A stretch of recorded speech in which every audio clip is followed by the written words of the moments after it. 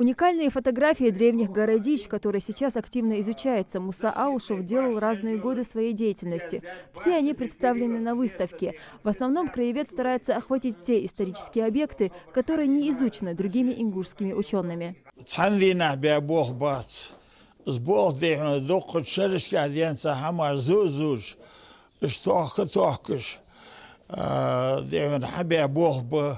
Цена кертир аз хига гасина хигат шеазер шухалха поазер шухалха поазер шухалха фудеш ханат бейнах цуханер зузабмлах егедсадихуна мала памятникишда. Выставка по следам преданий и легенд приурочена к 75-летию общественного деятеля и посвящена его исследовательскому труду. Сегодня коллеги и знакомые Мусы Ахмедовича отмечают, он проникся историей ингушского народа, является ее патриотом и понимает значение каждого ингушского камня. Он все это видит, он это замечает, он как бы сохранил вот такое свежее свое отношение к этим памятникам, потому что был постоянно заинтересован в этом поиске.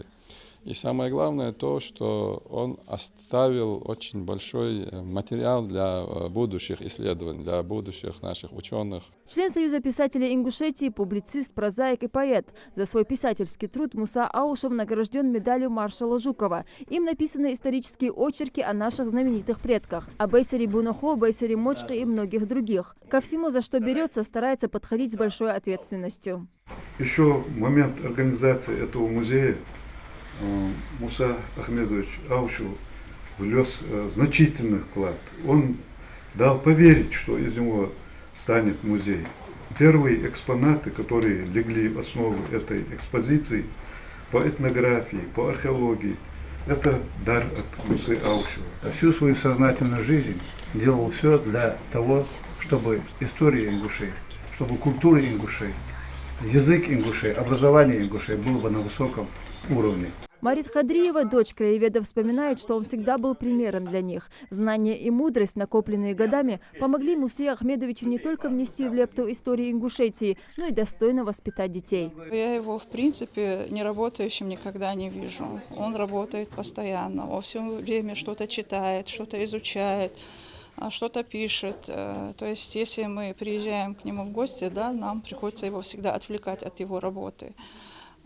Тем не менее, она не мешает ему, эта работа, оставаться очень приветливым человеком, коммуникабельным. Он всегда рад людям. Если где-то, наверное, в плане житейской мудрости мы сами чего-то достигли, то это только благодаря ему. Связь с музеем краеведения поддерживает долгие годы. Он дружил с ее основателем Туганом Мальсаговым и подарил немало экспонатов музею. Они также вошли в сегодняшнюю экспозицию. Здесь на нашей выставке представлена его семья, здесь его хозяйка, сам Муса Ахмедович, его дочери, внуки, правнуки. Здесь его мама, папа, его сестры и братья.